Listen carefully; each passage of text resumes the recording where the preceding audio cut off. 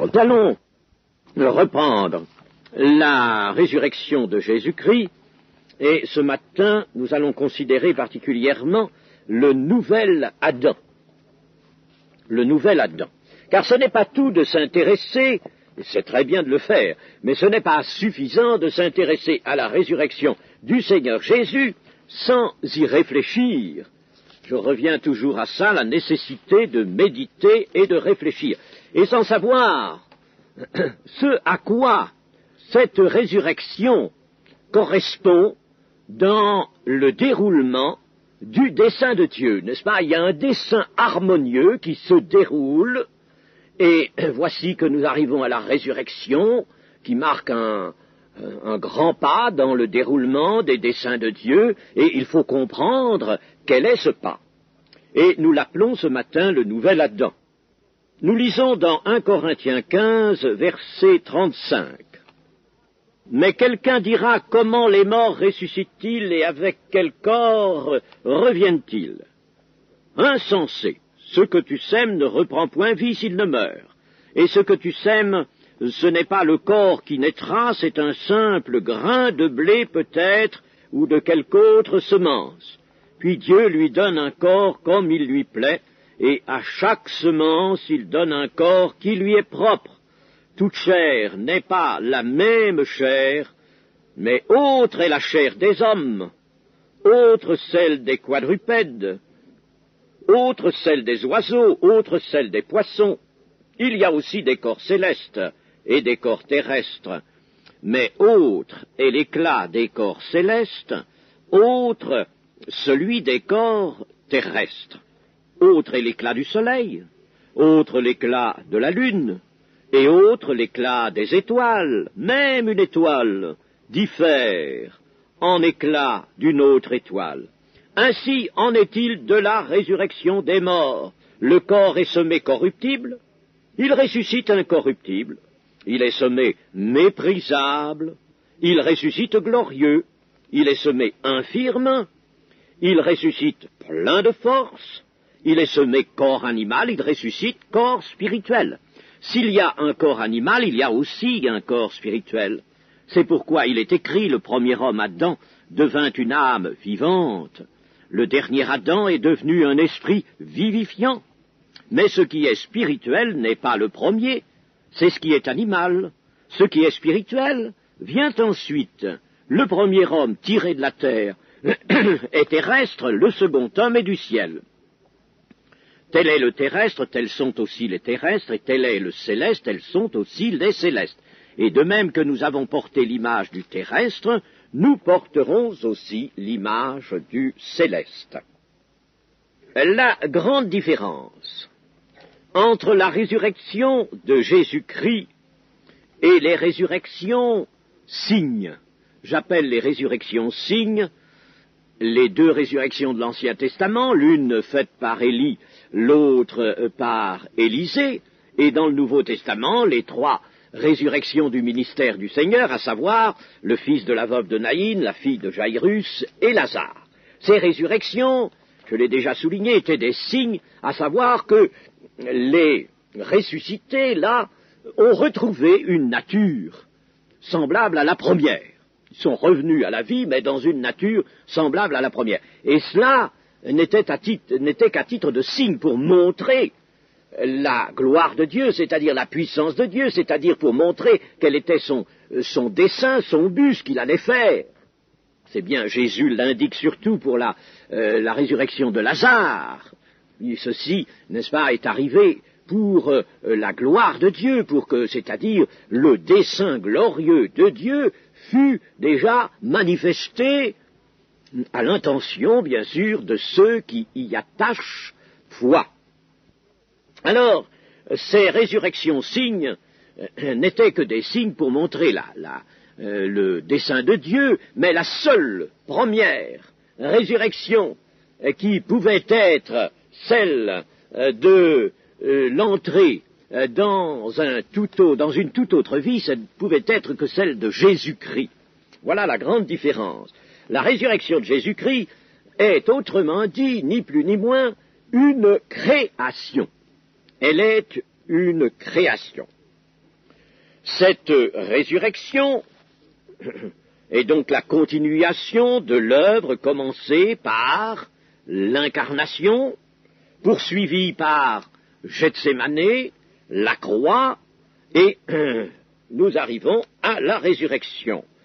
Et c'est elle qui manifeste le premier grand résultat de l'œuvre, c'est-à-dire l'apparition de celui que nous pouvons appeler avec Paul le nouvel Adam.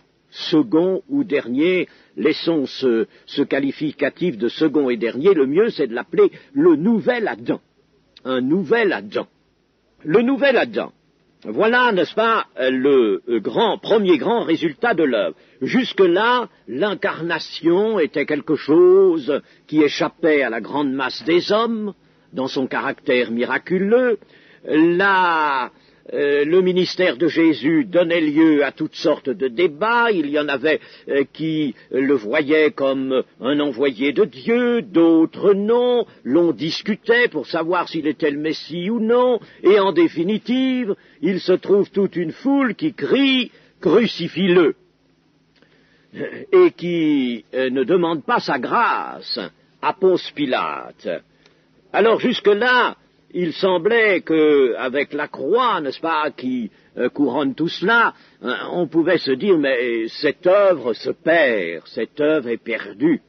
Et voici survient la révélation, la résurrection de Jésus-Christ, et c'est là le grand premier résultat, l'apparition du nouvel Adam, c'est-à-dire d'un homme qui n'est plus soumis à la servitude de la chair, et un homme qui a la mort, non plus devant, mais derrière lui. La mort est derrière lui. Nous avons encore la mort devant, pour l'instant, n'est-ce pas? Nous avons encore la mort devant nous, sans la crainte, bien sûr, mais nous l'avons devant. Et Jésus l'avait derrière. C'est ce qui explique surtout ce mot d'une profondeur inouïe. J'étais mort, et voici je suis vivant au siècle des siècles. C'est pas une banalité, ça, n'est-ce pas? J'étais mort, et voici je suis vivant. J'étais mort, c'est fini, la mort est derrière moi, et devant moi, qu'y a-t-il? Il n'y a plus de mort. Je suis vivant au siècle des siècles. Et si Jésus le dit pour lui-même, c'est que, bien entendu, il est le premier-né d'entre plusieurs frères, il est celui qui ouvre le chemin de la vie véritable, de la résurrection, à beaucoup d'hommes. Un homme donc qui a la mort derrière lui, l'homme que Dieu avait en vue. L'homme que Dieu avait en vue. C'est cet homme-là que Dieu voulait obtenir de tout ce travail de la rédemption. Il a là maintenant, n'est-ce pas, cet homme, et cet homme qui est prêt pour le royaume de Dieu. Il est prêt pour entrer dans le royaume de Dieu. Voilà le centre de ce que l'Écriture, Nouveau Testament, appelle le mystère de Christ. Le mystère de Christ, en voilà le centre, l'apparition de l'homme nouveau. En Christ se trouve réalisé, se trouve prêt, disponible, non pas Jésus, lui, restant lui-même, mais se trouve disponible, prêt, le type d'homme. Le type d'homme qui vit éternellement, qui est au-dessus de toute vulnérabilité, de toute corruption en son corps et en son âme, qui possède la perfection et qui est rendu inébranlable. Voilà, n'est-ce pas, l'homme nouveau, l'homme qui n'est plus assujetti aux lois physiques, mais nous allons le regarder d'un peu plus près tout à l'heure, cet homme-là. D'abord, nous pourrions, avant d'aller plus loin dans l'examen des différences entre l'homme nouveau et l'ancien, nous pourrions parler d'une chose qui est importante, c'est de la conservation de la personne dans la résurrection. La résurrection est une grande mutation, pas si ce mot vous parle, disons un grand changement, si vous voulez. De l'homme ancien, on passe à l'homme nouveau, à travers la mort. Mais ce passage ne détruit toutefois pas l'identité de la personne, car alors ce ne serait plus le salut. Si c'était une autre personne, n'est-ce pas, qui n'ait aucun lien d'identité avec la première, alors la première serait morte, elle aurait disparu, n'est-ce pas? Il aurait disparu, si vous voulez, statistiquement, d'une façon comptable. Hein, on supprimerait tant d'hommes, puis on en trouverait autant de l'autre côté, n'est-ce pas, en hommes nouveaux. Mais alors, il n'y aurait plus, n'est-ce pas, de relation. Et c'est là une hérésie, je suis obligé de les signaler, les hérésies. Il faut toujours faire ce qu'on appelle de l'apologétique, la défense de la foi, parce que sans ça, n'est-ce pas, on voit les chrétiens, n'est-ce pas, donner à pieds joints dans toutes les mares, n'est-ce pas, dans toutes les erreurs qui s'offrent devant eux, n'est-ce pas. Alors, il faut autant que possible signaler les hérésies. Eh bien, il y a une hérésie, une grande hérésie, qui est commune à pas mal de fractions du christianisme, pas mal de sectes, si vous voulez, n'est-ce pas, c'est de croire qu'il y a cessation complète et totale.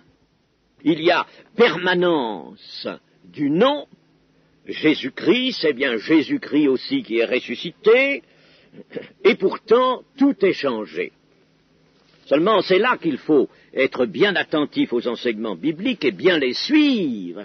Parce que, n'est-ce pas, si l'on se permet des fantaisies, si l'on se permet des interprétations avec l'écriture, eh bien, il arrive tout simplement ceci, c'est que on détruit quelque chose et on s'aventure dans une dogmatique, dans une doctrine qui n'a plus rien à voir avec la Bible, et c'est l'hérésie.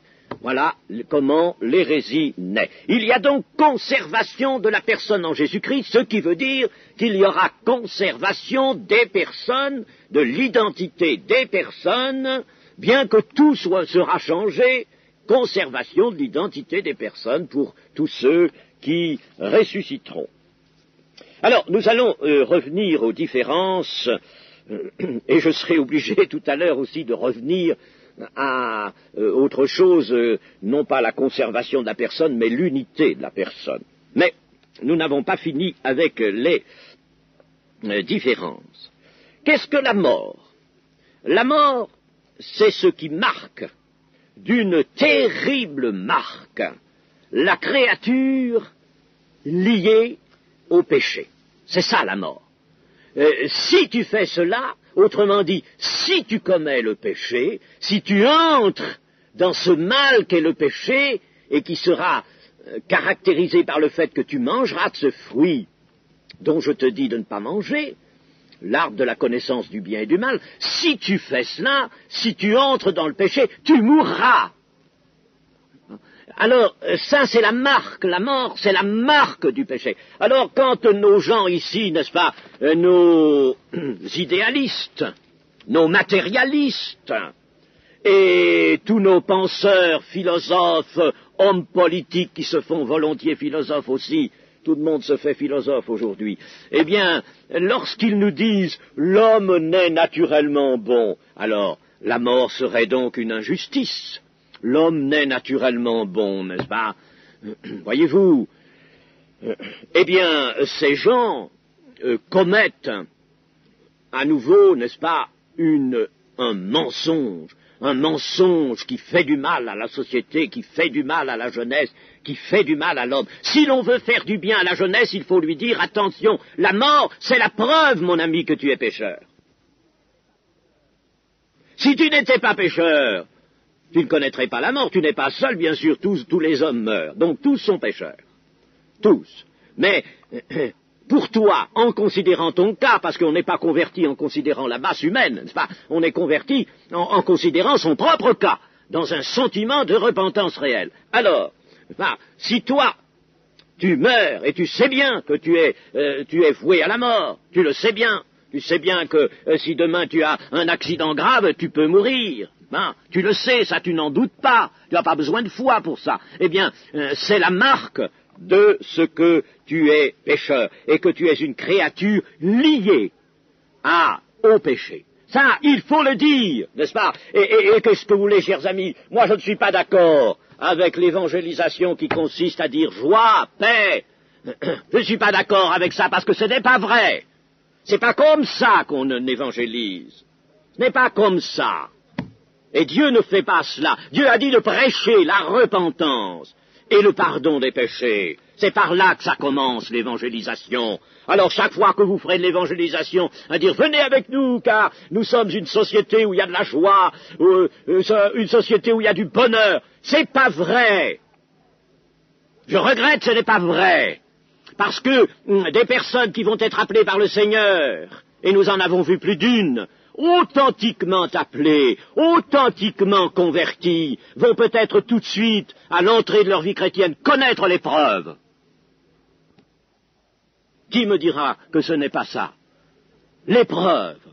Mes amis, personnellement, je peux vous le dire, dans mon expérience personnelle, et d'autres pourraient vous le dire, n'est-ce pas? Nous arrivons avec toute notre foi là, et puis, il arrive qu'on ne comprenne plus pourquoi, Seigneur, pourquoi m'arrive-t-il telle chose? Enfin, j'étais de tout mon cœur dans la vie de foi, de tout mon cœur au Seigneur, j'y suis toujours, bien sûr, mais je veux dire, n'est-ce pas, au commencement, mon expérience, et voici que j'ai une grave maladie qui tombe sur un enfant de 4 ans, et puis j'en ai une autre, quelque temps après, qui meurt à 6 ans et demi, pleine de foi, des épreuves. Pourquoi, Seigneur? Nous avons passé une nuit en prière. Et pourtant nous étions bel et bien convertis, je vous assure. Et nous ne pouvions pas dire à ce moment-là, n'est-ce pas, venez, n'est-ce pas, c'est la fête, c'est le bonheur, voyez, comme nous sommes heureux, comme nous pouvons, n'est-ce pas, chanter, danser. Il y en a aujourd'hui dans les charismatiques, ils font que danser, danser, n'est-ce pas, et crier à la joie, mais tout ça c'est factice. Je ne dis pas qu'il n'y ait pas la joie, mais attention, ce n'est pas cette joie-là. Vous trompez le monde en lui faisant croire qu'il y a une joie toute humaine qui va le gagner. Ce n'est pas vrai, c'est la joie du Saint-Esprit. Le royaume de Dieu, c'est la joie et la paix par le Saint-Esprit. Mais par le Saint-Esprit, quand l'homme aura été éprouvé, autant que Dieu le jugera utile. Car si l'homme est éprouvé, alors qu'il vient de donner son cœur et sa vie au Seigneur, c'est parce que Dieu l'aime et c'est parce que Dieu veut le faire grandir. Alors ce qu'il faut prêcher, c'est la repentance. Ne nous aventurons pas, n'est-ce pas, à promettre des choses qui sont tirées de l'Écriture, mais qui ne correspondent pas au développement harmonieux et certain du plan de Dieu pour les âmes. Alors je ne suis pas partisan de cette évangélisation avec la joie, venez, la joie, non, parce que tous ceux qui vous entendent s'imaginent que la joie, ça veut dire qu'on va tout de suite se réjouir, mais les hommes cherchent le bonheur, ils cherchent la joie, regardez partout dans le monde, ils la cherchent à leur manière, comme ils peuvent, et c'est ça qu'ils croient que vous allez leur donner. C'est pourquoi je dis c'est faux. C'est pas vrai. Jésus donne sa joie quand? À la fin de son ministère. Je vous donne ma joie parfaite. La voilà la joie du chrétien. Mais ce n'est pas la joie tout court, n'est-ce pas?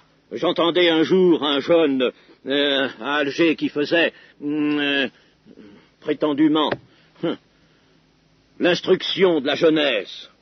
Et je surviens à ce moment-là, ils étaient en train de chanter la joie, n'est-ce pas, la joie dans le Seigneur, réjouissez-vous dans le Seigneur. Vous avez trouvé ça dans l'épître aux Philippiens, bien sûr, réjouissez-vous, réjouissons-nous. Alors, ils levaient les mains, criaient déjà, n'est-ce pas, etc.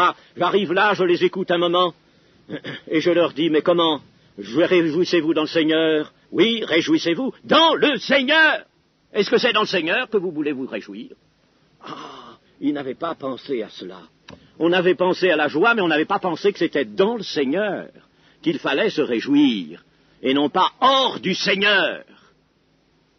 Chers amis, je vous dis ces choses-là peut-être un petit peu nettement, brutalement, comme je pense, parce que, attention, là aussi, il y a une déviation. Il faut absolument éviter.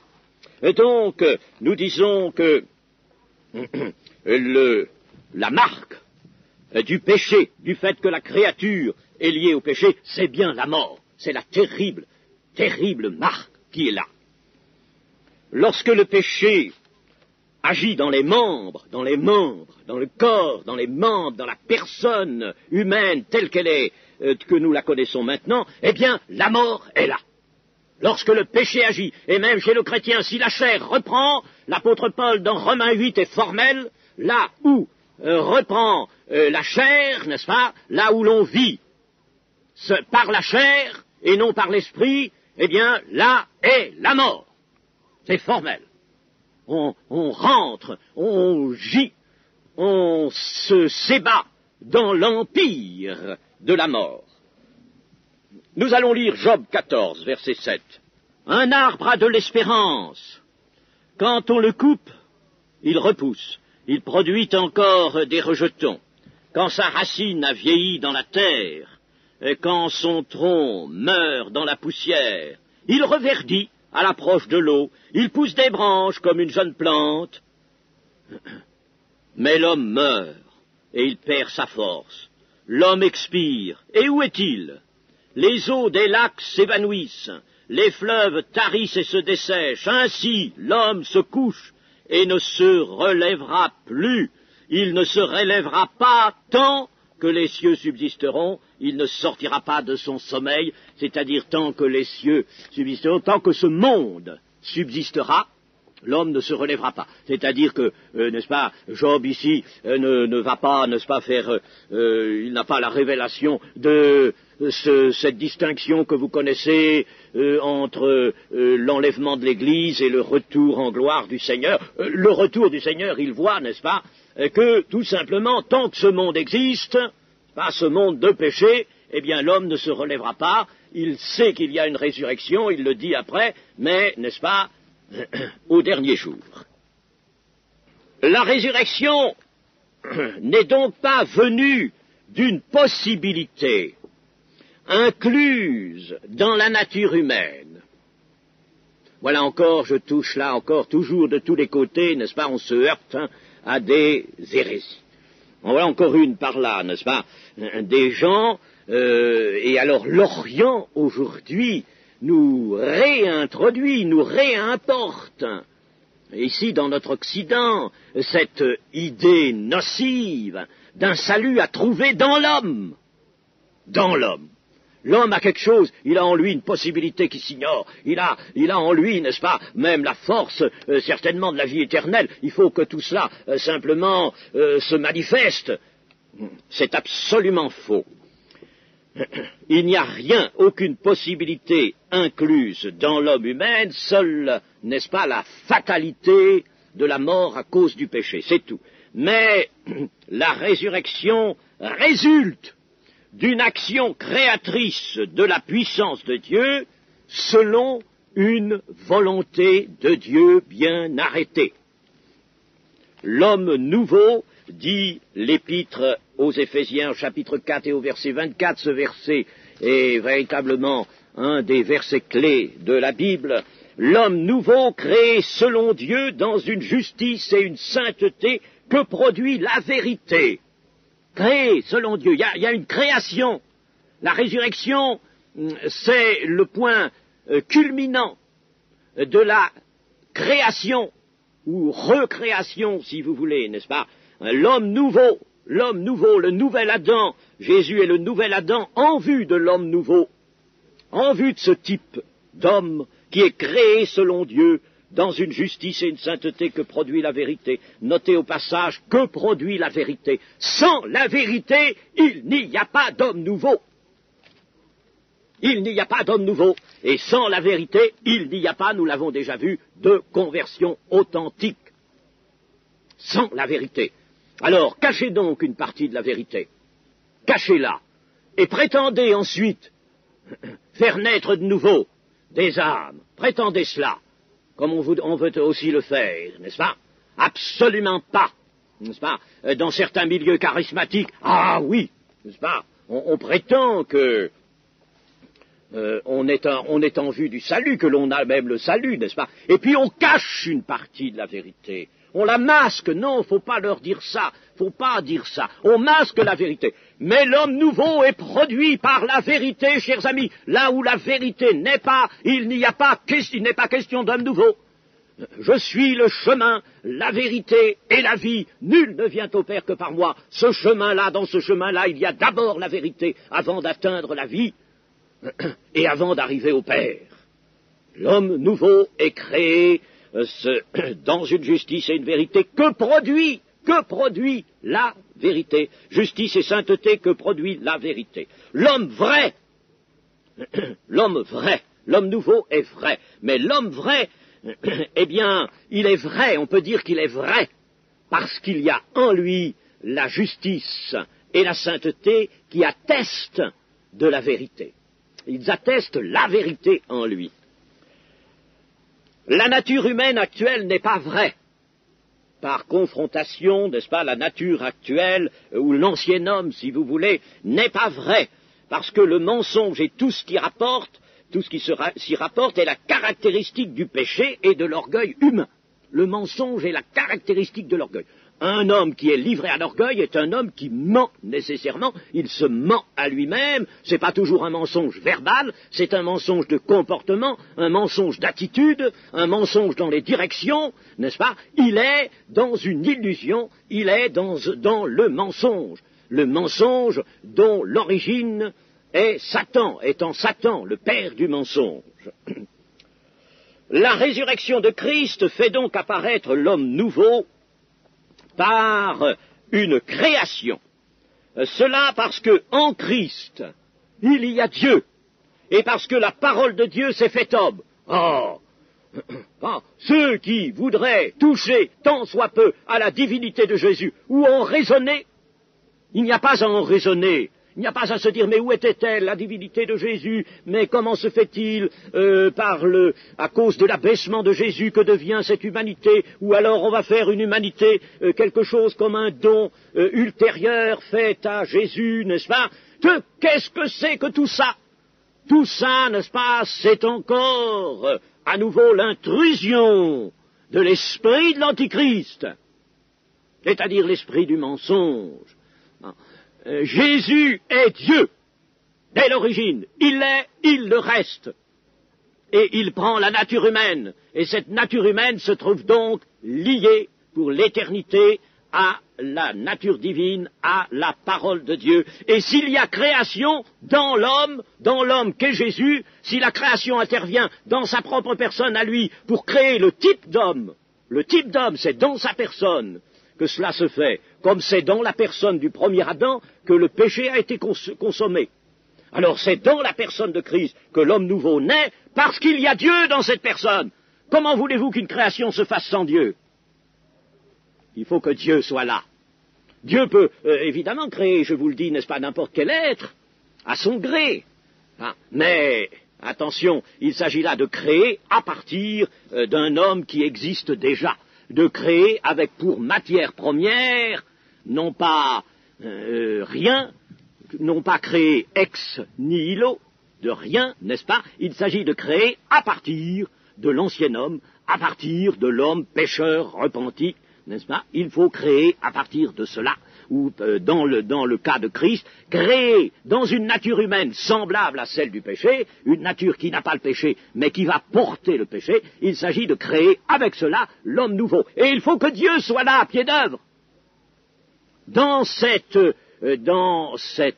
homme même, n'est-ce pas, qu'est Jésus-Christ, il faut que Dieu soit là. Autrement, il n'y aurait pas de création se faisant intérieurement à la personne du Messie.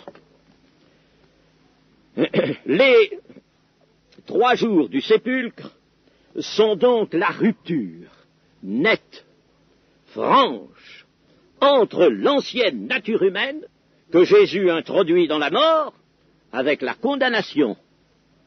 Il introduit la condamnation. La condamnation est clouée à la croix. Il introduit la condamnation, n'est-ce pas, dans la mort. Il introduit tout dans la mort.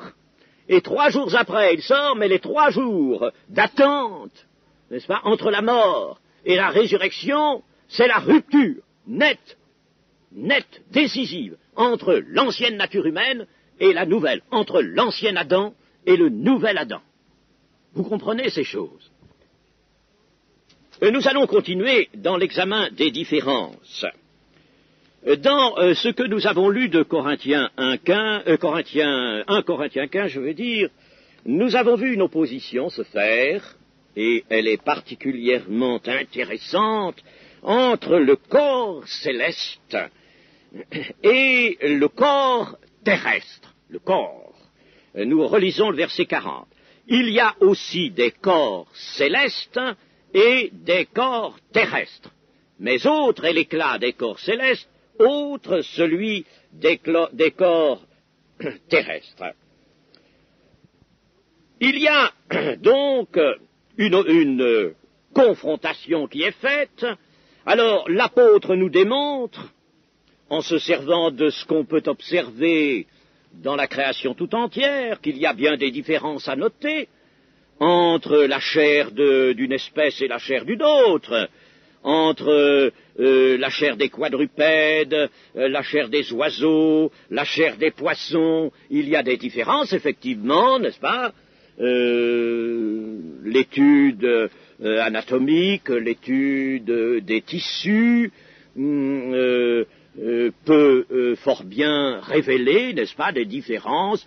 Il y a toujours certes des cellules, n'est-ce pas, mais il y a des différences quand même, n'est-ce pas, importantes entre la chair des oiseaux, celle des poissons, et celle des quadrupèdes et celle de l'homme. Des différences. Alors, il y a des différences qui ne sont peut-être pas là, si vous voulez, absolument radicales en ce sens qu'il n'y a pas différence, si vous voulez, tellement de différence dans la matière première, c'est-à-dire dans les éléments constitutifs. Ce sont toujours bien les atomes de la Terre que l'on retrouve avec des sans doute dans des combinaisons différentes, mais ce sont toujours les atomes de la Terre que l'on retrouve là, dans toutes ces chairs, n'est-ce pas, dans tous ces corps.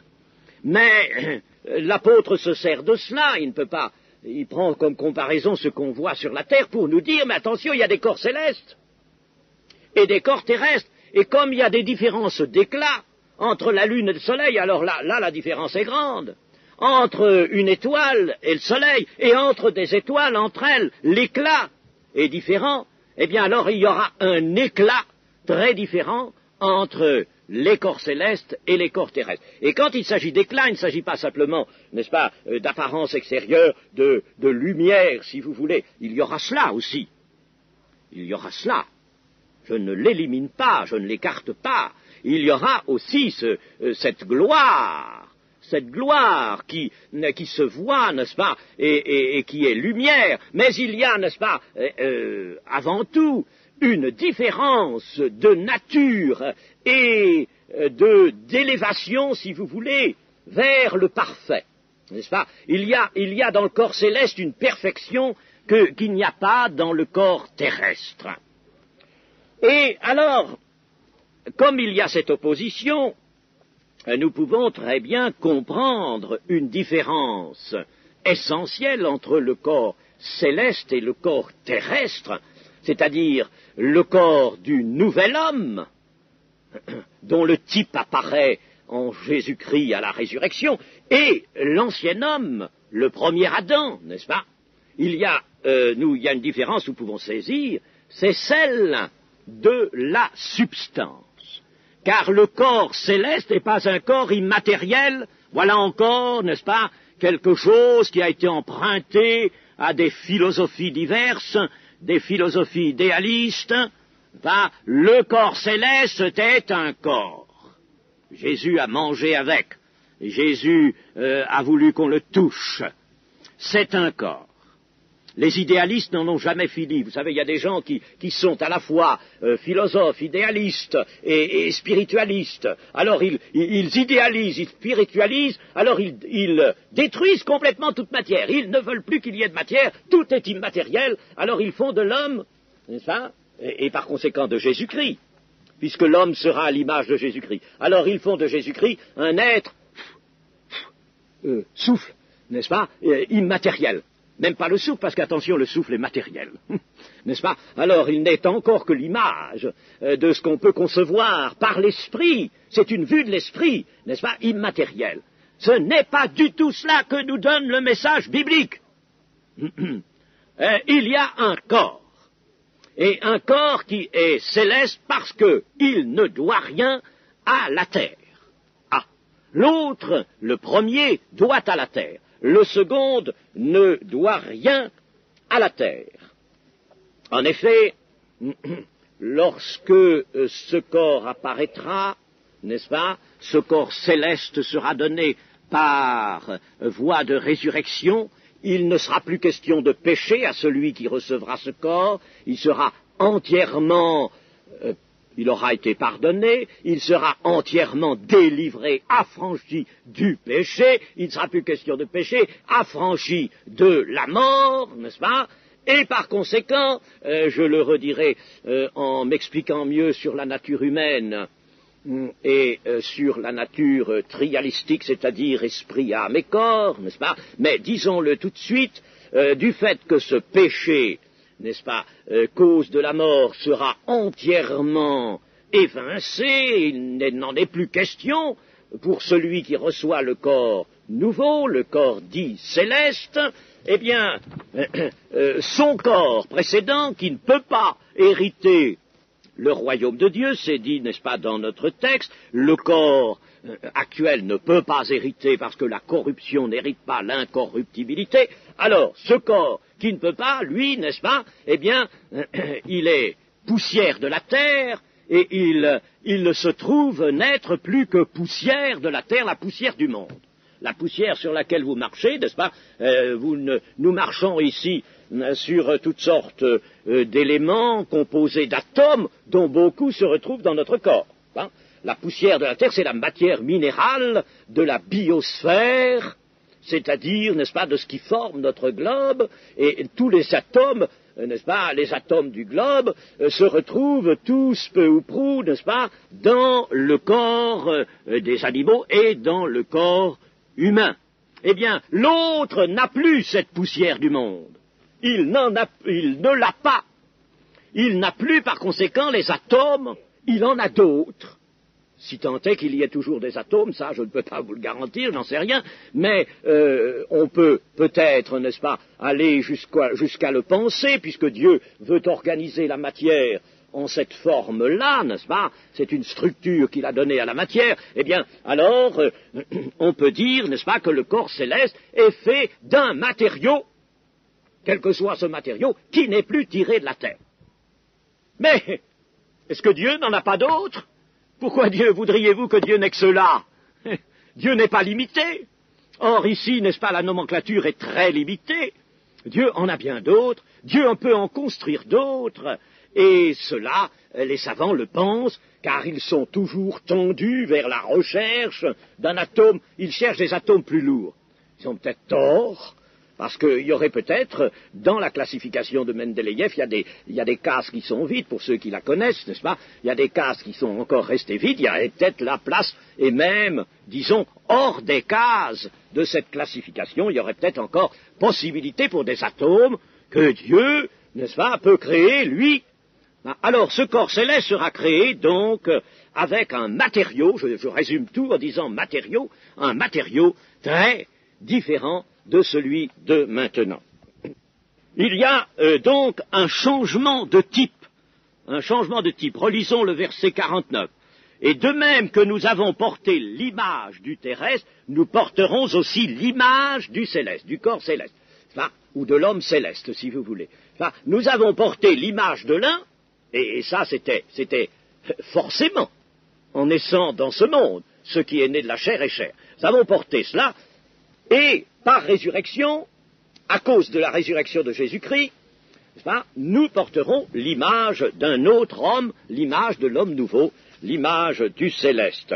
Ce changement sera spectaculaire. Spectaculaire particulièrement pour la génération qui assistera à l'enlèvement. Je ne dis pas que les hommes de la terre seront là, n'est-ce pas, occupés ou tranquilles, pouvant regarder ce qui se passe. Non, ils ne verront rien de tout cela. Mais je dis que le changement sera spectaculaire en lui-même, c'est-à-dire il sera, n'est-ce pas, du tout au tout. Et c'est ce que nous dit le verset 51. Verset 51, je le relis. Voici, je vous dis un mystère. Un mystère. Vous voyez, quand il y a un mystère, c'est quelque chose, n'est-ce pas, dont la révélation est très délicate et très subtile. Ça ne veut pas dire quelque chose qu'on ne peut pas connaître, mais c'est quelque chose dans le quoi il y a souvent, d'ailleurs, de l'inconnu encore, c'est-à-dire une partie réservée par Dieu, qui n'est pas révélée, mais il y a aussi, n'est-ce pas, il y a aussi une partie révélée.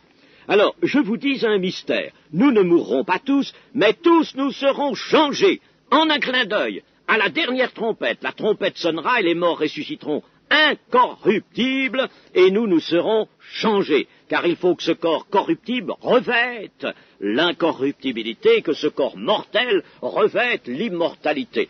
L'autre corps, n'est-ce pas, est immortel. En tant que corps, il est immortel. Et il faut qu'il y ait passage de l'un à l'autre. Alors je dis, ce sera spectaculaire, j'ai tort peut-être d'employer ce mot, puisque personne n'assistera au spectacle à part les intéressés, n'est-ce pas? Mais disons que ce changement sera radical, quelque chose, c'est pas un changement qui permettra encore, si vous voulez, pas mal de rapprochements, pas du tout. Le changement, n'est-ce pas, ceux qui seront vivants, la génération qui sera des élus, qui seront vivants quand le Seigneur reviendra pour la résurrection, alors à ce moment-là, il ramènera, comme nous l'avons dit, les esprits des justes avec lui pour les ressusciter au niveau de la terre, et puis alors là, ceux qui seront là, les vivants, c'est-à-dire les élus, les vivants en Christ, les morts en Christ sont ressuscités, les vivants en Christ, disait excellemment Monsieur Scott, et il avait bien raison d'appuyer là-dessus. Les vivants en Christ, n'est-ce pas, seront, eux, transmués, changés, en un clin d'œil. Alors ce changement sera radical, puisque nous pouvons relire le verset 43 et 44. Il est semé, le corps est semé méprisable, il ressuscite glorieux. Il est semé infirme, il ressuscite plein de force, il est semé corps animal, il ressuscite corps spirituel. À notre prochaine séance, nous aurons l'occasion de nous expliquer sur ce qualificatif, ce second qualificatif appliqué à ce corps de résurrection. Il est céleste par rapport au terrestre, mais voici que par rapport au corps animal, il est un corps spirituel. Amen.